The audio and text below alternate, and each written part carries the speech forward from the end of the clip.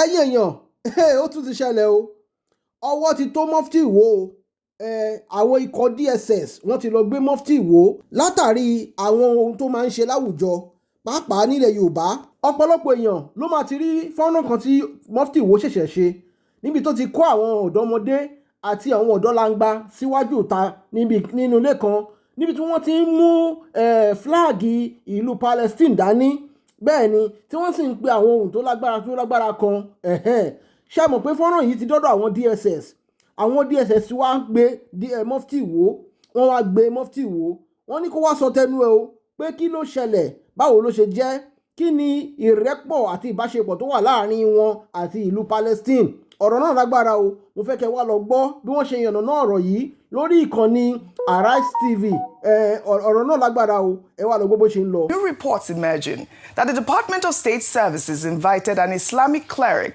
in the state identified as Sheikh Dad Imran Molasan for questioning following a pro-Palestine protest held in the state. Sheikh Molasan, who leads the Islamic group Tawumi Muslimin and serves as the Grand Mufti of Yoruba land, was reportedly taken into custody after a video surfaced online showing him and his followers calling for the liberation of Palestine from Israeli occupation.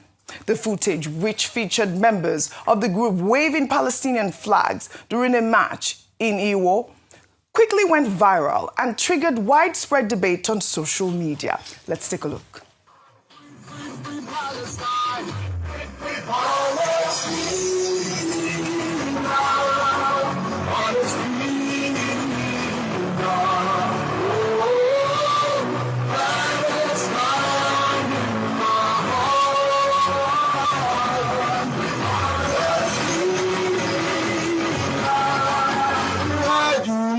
القرآن وسنة شعارنا الإسلام تمكين ثم الخلافة الإسلامية أهدافنا تحرير الأرض.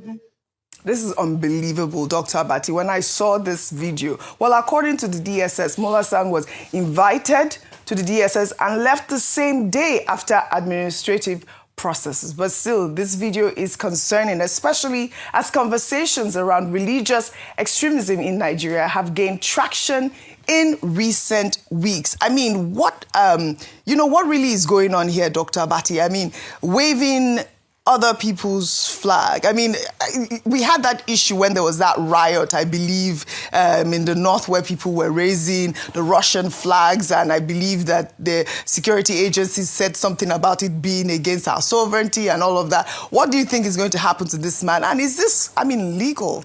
The Department of State Security has the responsibility to investigate, and it's simply to be assured that this is not going to lead to any crisis. Okay. After all, in the United States, persons who are also pro-Palestine and anti-Semitic, yes, they've gone after them, including universities and all of that. But I don't think in Nigeria there is an ideological reaction from the state. It's simply about making sure that this doesn't get escalated. The people who say they are against Israel, and the war in Gaza, what they are saying simply even aligns with Nigeria's foreign policy. Nigeria's foreign policy does not support Israel, attacking, Palestine or the crisis, the escalation of the crisis in Gaza. The story had been trending. Also, what I wanted to say was that in the video, like you saw, the people were almost like pledging allegiance to, and there were children, and also they had the Adolf Hitler. I covered that by saying that the state has a responsibility to investigate the nature, the extent, the scope, and whether there is any external, influence. Exactly. Yeah. However, the ones you raised earlier, which is that, look, we have this false death syndrome in Nigeria, where people with Akpabio's story, where people will just declare some people dead. Yes. They've done it to Willie Akpabio. Yes. They've done it to Willie Obiano. They have done it to Azikiwe, Dr. Azikiwe. They've done it to General Gowon. Some people will just wake up in the morning and say somebody is dead. Now, when they did it to K.O. Mbadiwe, I think in the 80s or so, all the people who were involved in organizing burial committees. They have started meeting. They were already planning his burial. All the people involved died before him. So you have this. So that's why you will see that when the Senate now says, okay, the NSA should investigate this, the security agencies should investigate, the bottom of it, it's about using the media to misinform the people. And it's a major threat. You can wake up one morning, they say, oh, something has happened to you, whereas it is not true. Yeah, that's what the And it is important, in my view, that Senator Akpabio did not talk about regulation. Yeah. He just said, let the security agencies manage it. So he didn't talk about regulation. But the use of media in a responsible manner is a subject that we have to continue to discuss. I spoke about authority, the conflict between the industry and the regulator. And then also, I made a point that there will be other power centers that are involved in this. Don't be surprised if nothing comes out of the investigation. Because I do not imagine that Farouk Ahmed will fold his hands and will watch it. Maybe by now he's even sending people to Dangote to try and see how they will resolve this matter. And all those vested interests are likely to come in. But it is important that we, the Nigerian people, we know the truth. And ICPC saying we will investigate, I have also expressed doubt that nothing may come out of that investigation. All right. These are the important issues. All right. We'll take another story now. The Minister of Works, Dave Umahi, has sparked a debate online after declaring that Igbo people are no longer marginalized in Nigeria, insisting there is no justification for continuing agitation for a separate Biafran state. The former Ebonyi State governor made the assertion while inspecting federal projects in the southeast, crediting President Bola Ahmed Tinubu's administration with unprecedented integration of the region into Nigeria's national development. Umahi argued that sentiments of marginalization that once fueled separatist movement have eased significantly due to massive infrastructure investments across the southeast region. Let's take a look. In the past administration, our people felt very much marginalized more than they were ever marginalized. That was the reason that people were agitating for Biafra. But I can say today that we are well integrated into the mainstream of the nation Nigeria. And so we are very grateful to President Bola Ahmed Tinubu. There will be no need for Biafra again. We are comfortable with President Bola Ahmed Tinubu. It is not all about appointments. And even if you come to appointments, this Minister of Works, this minister that the president is using to do works in all the political zones, the Southeast is benefiting very well. We cannot be the first, and yet we are not the last. But in the past, we are not just the last. We were forgotten, we were not remembered. But the president has done that. So, my brothers and sisters, we cannot retake our rightful position by sentiments and phenomenal statements. It is by realities and being strategic. And supporting President Bola Ahmed Tinubu is being strategic. All right, this is an interesting development in Nigeria's political discourse. For years, infrastructure deficit has been a legitimate grievance in the southeast. The marginalization debate remains open, but Umahi's focus on tangible development is worth noting. The second Niger Bridge, the Enugu-Port Harcourt Road, and other projects he mentioned represent real investments that improve lives and connectivity. These efforts deserve expansion and sustained commitment. Of course, reactions have trailed, and I'll take one. This person wrote, infrastructure doesn't erase decades of exclusion. Roads aren't representation, and a minister does not get to declare people's grievances over because contracts were awarded. This is politics, not healing. Another ex-user wrote, finally, a leader who sees that development is the best way to handle agitation. If the Southeast is getting its fair share of infrastructure and key appointments like the Works Ministry, then the focus should shift to building a stronger Nigeria together. Good roads and the SEDC are steps in the right direction. Huge debate, Rufy on fire. Anyway, Omar is a politician. You know the thing about politicians, they will say anything. As long as they are empowered, they are tilted towards a particular position. He will say anything. What do you expect Umahi to say about President Tinubu? He's Minister of Works. He's the one commissioning the project. He will say that Igbos are not marginalized. In fact, at this rate, I even say that, I'm not saying he said it too, please don't get me wrong. At this rate, I even said that no hurt was done during the Civil War. But please, if you believe Igbos are not marginalized, then you will believe that osmosis is the name of a Turkish footballer. Igbos are highly marginalized. Very, very marginalized. In many areas. In areas of government contracts, in areas of presidency. That's why we advocated during the last presidency. So since the return to democracy, so is it not right for an Igbo man to be president? Yoruba has been president. Abino Biso. Hausa Fulani, Fulani has been president. Abino Biso. Where is an Igbo man there? Ijo has been president. Where is an Igbo man there? And you're saying they are not grossly marginalized? Even the infrastructure that he's talking about, we saw railway in other parts of the country. How many rail? During this Christmas period, if infrastructure has been greatly done in Southeast, people should be using rail to travel everywhere now. How much is it? See the way we're celebrating Second Niger Bridge, as it was a big project. Yes. And for what is worth, how many roads are they doing in the Southeast that they are shouting, what's it called? Is it the Southeast that everywhere you go, checkpoint? Is it that easy on the people? So it's not, you should not even say that. You see, and that's why the other day, when Ayelujara Baribe was saying that some people don't even have the nerve to come and say some people that come and support Tinubu. Okay. He made a strong point there. See, so he should not even say that. But what do you expect him to say? He's in Tinubu's government. He's enjoying the government. All right. Okay, Dr. Abati, I know that you need to speak on this topic. So Umahi is saying here that no need for Biafra agitation. No, with due respect, I disagree on this point with the Minister of Works.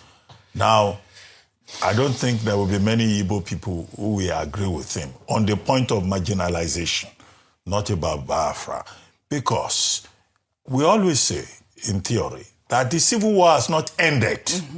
And there are a lot of Igbo people, majority of them, who think that Igbos have not been given their due in Nigeria since the no victor, no vanquish mantra of 1967. This Lagos, there are landlords that will not give an Igbo man a shop to rent, not to talk of a flat, because they will say Igbos, when they come to the environment, they will spread like cancer. So there are many Igbos who will not agree with Dr. Umahi, Senator Umahi, who will say that he's speaking like that because Professor Umahi. Yes, he is pro-Tinubu, or that he's in government. Number two is that beyond Igbo land, one of the problems we have in this Nigeria is that all of us feel marginalized. Yoruba people, are you not aware that Yoruba people also say they've been marginalized? That's why I heard that from you. Yes, this morning. What was the struggle Sunday Igboho all about? Professor Banji Akintoye. In fact, at a time in Ibadan, they were hosting Yoruba Odua nation flags. Yes, I remember taking them. Now, why do you think that Northerners are fighting President Tinubu? They are saying that under President Tinubu's administration, they are also being marginalized. Okay, minorities since 1958, Willings Commission. They've been saying minority groups, either in the Middle Belt or in the South-South, are also marginalized. So Nigerians have this sense of marginalization because of the issues raised by Professor Wole Soyinka in a lecture titled, When is a Nation? And his argument is that you don't have a nation because you have a flag, because you have national anthem. You have a nation when the people have a sense of belonging, when they have a sense of justice, when they think that that country works for everybody. All right. How many Nigerians think that this country works for them?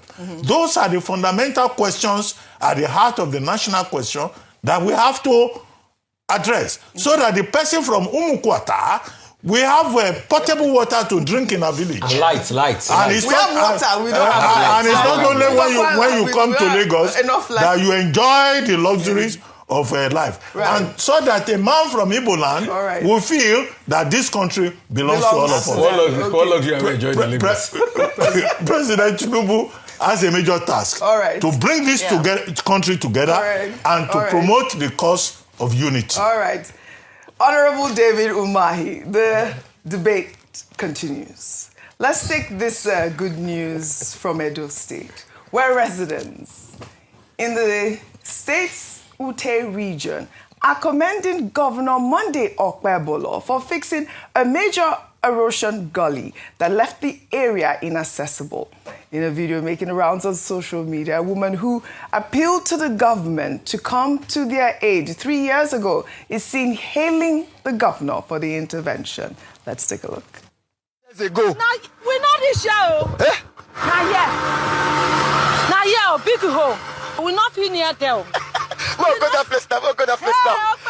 Now, see you, they watch now for the other side of the screen. Through you, when they video me every time, people they tell me from abroad that they call. Say that they show me and say, now this road, now God, now they bring you, because this my neighbor, you don't come on. Okay, sit down my house now. Why put her for What put her for her? Now be this. Hi. Every day, not the finish for you again, I don't come back. This one don't come back. Oh, Pablo, thank you. I don't show no carry once again. Up, you go. All the people when they pursue you, they go fuck.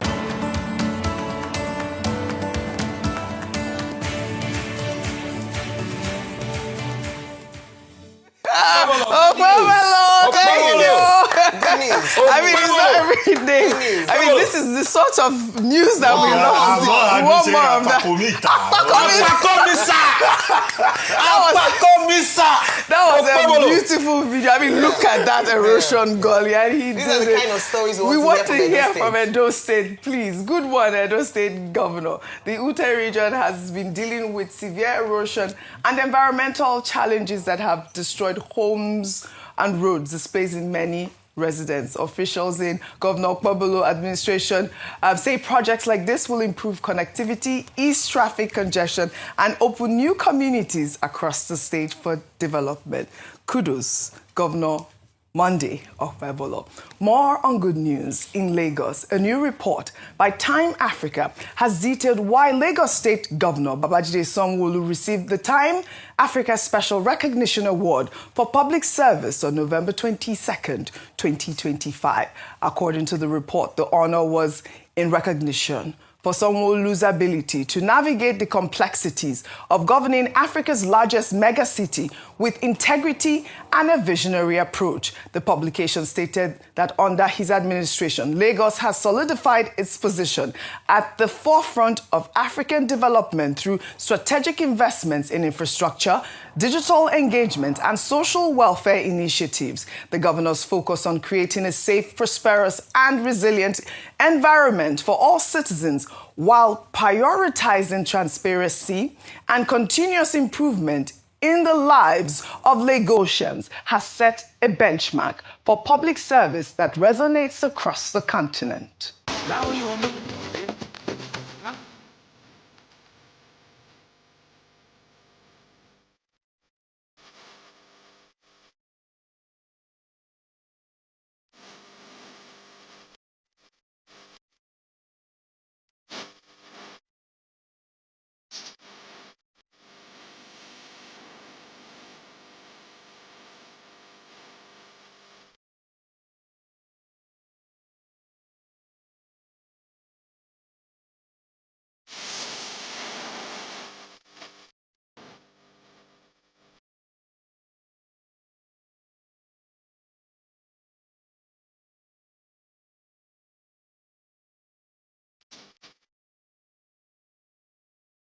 The real Agbabola. Congratulations to the Lagos State Governor. This recognition comes at a time when Lagos continues to face significant urban challenges, from traffic congestion to housing demands. The award acknowledges efforts to address these issues through infrastructure development and digital innovation. Ayo, international recognition of this nature does place Lagos in the spotlight as a model for African mega city governance. I mean, your state, you know that I always ginger when it comes Center to of excellence. Eko Onibaje. City of aquatic splendor. I think we will just keep you permanently in Lagos. I'm here now. Which one is we will? This is my home. You're a resident of Lagos State, resident of Lagos, resident, please. But let me just say very quickly that I don't think a lot of people will argue with this recognition. Being that even he himself is popularly referred to by civil servants in Lagos as Mr. Infrastructure. And I believe that that's one of the legacies that he wants to leave behind as he begins to get to the twilight of his administration, having served 2 terms. And so congratulations to the governor of Lagos State. And I have to say this, the reward for hard work is more work. So can we fix the other areas as well? You know, we talk about the roads. We can do a lot more. Thankfully, you know, we're going to do the Lekki-Ekpe corridor. But because of the dirty December traffic, they postponed that. I believe that if we can fix that road and a few other hot spots across the mainland and the island, then he will leave on a very high note. So congratulations, Mr. Governor. We're looking forward to more work so that Lagos can truly be the mega city that it's supposed to be. Yes, Lagos is the mega city. Is to let him go to the Senate of the Federal Republic after completing 2 terms. He will go and represent our state and our city at the national level. That is the promotion. Is that the agenda? No, can I just say I'm also, saying he did tell you. That's the more hard work. So you are the one pushing it. With regards to traffic, more hard work. this dirty December, there was a task given to the Lagos State government to ensure that they deploy more last mile officials. I have to say that a number of them, we've seen more last mile officials on the road. It hasn't completely quelched the traffic, but it has helped significantly. Fantastic. As I mentioned that. So well done. You see, we say now. Let him go higher. We are the ones that even, you see, we have now turned the Senate to a place where retired governors used to go. Why didn't you say someone who is not retired? No, why did you say story? Dr. Basi, wait. Why did you say you should go and lecture in the University of Lagos to add more knowledge to the what did you say? He can be now. He can go and share knowledge. He doesn't need to have academic. You can see how you will spread it. Congratulations. Okay. Congratulations to Governor of Lagos State, Babajide Sanwo-Olu. Let's now highlight Dr. Awele Elumelu, wife of UBA chairman Tony Elumelu, who has been appointed as chair of the board of Transcorp Hotels PLC. Dr. Awele brings extensive leadership experience across healthcare, insurance, and corporate governance. She currently chairs Avon Healthcare Limited, Nigeria's leading health insurance provider, and is a founding director of Hairs Holdings Limited. She's also a co-founder and trustee of Tony Elumelu Foundation, which has empowered over 24,000 young African entrepreneurs. Group chair of Transcorp, Tony Elumelu, stated that her distinguished track record aligns with the company's ambition to redefine hospitality through innovation, wellness integration, and responsible business practices. Huge congratulations to Dr. Awele. Her appointment will take effect January 1st. 2026. A really commendable news. Yes. Congratulations. Well fitting. Absolutely. Congratulations. I admire this woman. Congratulations, Dr. Awele Elumelu. Actions trailing the Senate's move to investigate and identify those spreading false social media reports claiming that Senate President Godswill Akpabio died at a London hospital.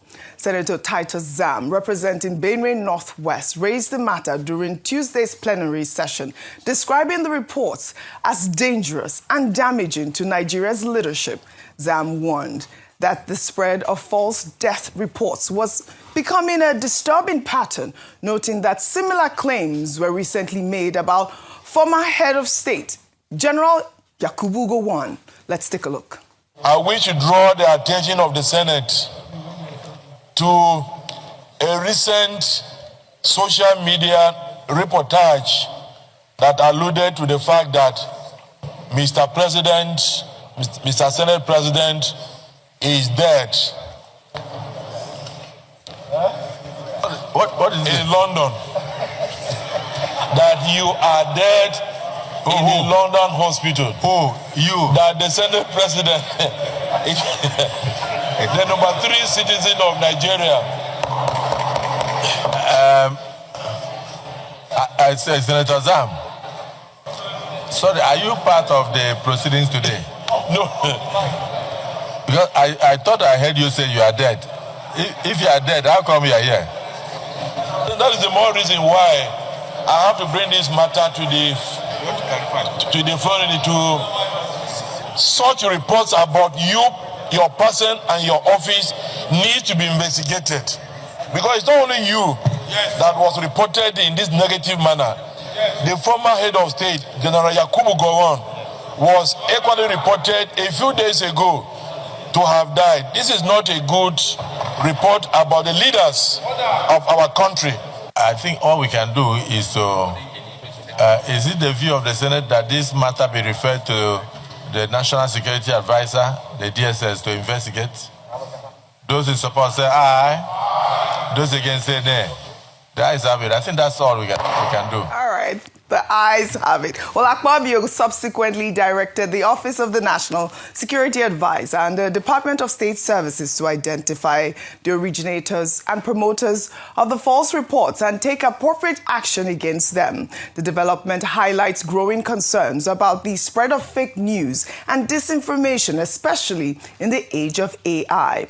And, you know, Rufai, right at the same time when this news was, when plenary was going on, there was another report. People kept on spreading this false report about Akpabio's death. And I'll take a tweet. This person wrote on X, I think it's a blog post, says, Senate President Akpabio flown to London for treatment after reported collapse. Senate President Godswill Akpabio is currently receiving medical attention at a London hospital after reportedly collapsing earlier this month, causing him to miss a crucial budget session, according to high-ranking National Assembly sources speaking with our reporters. But you see, this is the misinformation, and it's quite damaging. Like I said, especially this age of AI, the same time Godswill Akpabio was delivering those remarks, this news was continuing to spread. Rufai. Okay. We say no to fake news. Very, we say no to fake news. Yes. But as long as you're in the public eye, the chance that it will not happen is not true. It will happen. The best we can do is to debunk it. And I don't think it's a matter of going to National Security Advisor. I think there are many things I can tell Senate President Akpabio to take to National Security Advisor. The church members kidnapping Kogi, that one is there. Reverend Archie's wife that is still in detention of the kidnappers, you know. The other people that need to be released and other cases of insecurity happening. Ovia, I hear something happen around Ovia. These are things you take to national. Serious issues, not this one. Right. I mean, wasn't not here we were when the government officials was peddling rumor about me that I was suspended when I went on leave. So as long as you are in the public eye, you will have it. And while we were talking on air, I was talking about the fact that you know how many times they spread the rumor that Nnamdi Azikiwe had died. Plenty in times. fact, Mr. Akpabio, you know there's something we say in superstitious time. We say it's because you will live long. That's why I spreading rumor about death, about you are going to live long. That's just it. So once you debunk it, you keep it moving. That's just the best you can do. But it's not only about social media. There have been fake news even before the days of social media. All right, I'll take So what we should just do is that ensure that we get clarity on issues. That is simple. I'll take another tweet. EJ wrote on X, Nigeria is currently experiencing a period of heightened tension. There's a noticeable increase in public discontent, the dissemination of inaccurate information for the purpose of engagement, and an apparent desire among some to witness the suffering of others. It would be beneficial for all of us to seize the spread of false information and refrain from eagerly anticipating the arrest of others who are capable of achieving both of these objectives. And really, this is the point. I think that this tweet really highlights what we're trying to say here on this table. Now to another development. Let's now highlight the explosive controversy unfolding in Nigeria's oil and gas sector as the Chief Executive Officer of the Nigerian Midstream and Downstream Petroleum Regulatory Authority, Farouk Ahmed, has reportedly issued a fresh statement distancing himself from an earlier response attributed to him following corruption allegations by Africa's richest man, Aliko Dangote, who petitioned the Independent Corrupt Practices Commission demanding his prosecution. Dangote, in a petition dated December 16th, accused Farouk Ahmed of corruption and financial impropriety, alleging he spent more than $7 million on his 4 children's education in Swiss schools over a 6-year period without evidence of lawful income to justify such expenses. The billionaire entrepreneur further alleged that Ahmed used his position at the NMDPRA to embezzle and divert public funds for personal benefit, claiming Ahmed's entire adult life in Nigeria's public sector could not have generated the $7 million needed for such expenditure. Well, however, in a brief statement issued on Tuesday, Farouk Ahmed denied authorship of a detailed report bottle that had been circulating in which he was said to have defended himself against the allegations by citing scholarships, family trust funds, and legitimate savings. Ahmed stated categorically that the so-called statement did not emanate from him, describing the allegations as wild and spurious. Ahmed also stated that as a regulator of a sensitive industry, he has opted not to engage in public brickbat, adding that the matter has now been taken to a formal investigative institution which would provide an opportunity to dispassionately distill the issues and clear his name. Ayo, I know that you did see this statement that went viral yesterday on social media from Farouk Ahmed detailing it, and it was quite believable. And I mean, whoever authored that statement did, I think, an amazing job in even trying to... Are you sure? Well, some people said, are you sure that it wasn't from his team? That's what I was thinking, trying to help. Well, ICPC has also reacted. Its spokesman, John Ode, on Tuesday confirmed the commission received Dangote's petition and will investigate the allegation. This means Farouk Ahmed will have the opportunity to present his defense before the anti-graft agency rather than through media statements. The controversy continues to generate significant public interest as Nigerians await the outcome of the official investigation. ICPC has responded. This is serious. The saga begins. Yes. That's how I say it. I don't even say it has started, really. Yes. And, there were so many reactions. Should I take one reaction before I come to you? Okay. This is from columnist Atim. He wrote a statement, and I'll read it in part. He wrote, Dangote's public spat with NMDPRA is not new, but this time the industrialist has stepped a notch higher, accusing its chief executive of monumental corruption. He is not only fighting the oil mafia, but he's up against the president's family. Wale Tinubu, President Tinubu's cousin, is one of Nigeria's major fuel importers. His company, Awon Dss PLC, posted a 44% increase in revenue to 4.1 trillion and 220 billion profit after tax in 2024. Awon Dss is not the only fuel importer. Others are NIPCO, Bovas Oil, Eternal Oil, AA, Rano, NNPC, and a host of others. This is a bullish mood. How do I say? This is such a strong move by Alhaji Aliko Dangote. I think only a few men can do what he just did. That is, put a lot on the line to expose what he has alleged to be a massive anti-corruption move by someone who is in the public as such. It is still allegations, I have to put it here, until there's evidence, there's an investigation instituted, and Alhaji Aliko Dangote, as the one who alleges, has to prove, then we can conclude. So we cannot, act as judge just to put it out there so that people don't say that we have concluded on the matter. Engineer Farouk Ahmed is entitled to represent himself, to defend himself. He's innocent until proven guilty. However, these are strong allegations, OG. And, I said it earlier when we had a guest earlier saying that we all know the context and the background behind this story because we have talked about it on this table a number of times. I just want to say as a general statement that running a business in Nigeria can turn a man into what you would never imagine that you would see. Recall that we had even talked about how Alhaji Dangote had to come and market his product by himself. You look at that press conference he had the other day, because he had talked about the cabal he has had to face in the oil industry in Nigeria, saying that they were even worse than the drug mafia. These are statements that were credited to him. If a man who has invested a huge chunk of his wealth and committed to building a refinery which he has repeatedly said is in the interest, of course, his business interest, but also would benefit Nigeria as a whole, and a number of people who are fighting that from happening, then he would come out with guns a-blazing, since that's the word in the news today. And this is what he has done. The most important thing that people are saying is that whether or not you can call it witch hunt or it's blackmail, it is that if it is true, then Nigerians do deserve to know what the truth is. And I'm glad that the ICPC has risen to the occasion, but we don't want it to end with a statement saying that we're going to investigate.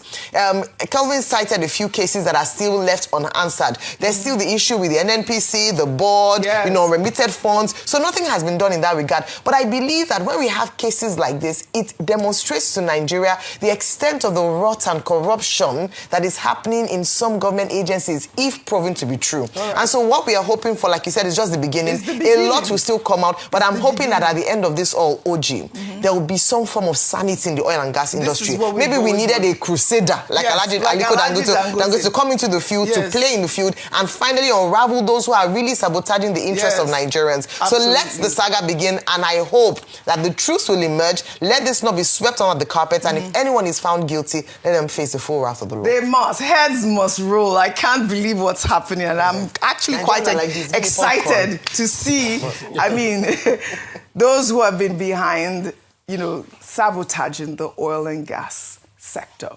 Now to Osun State with new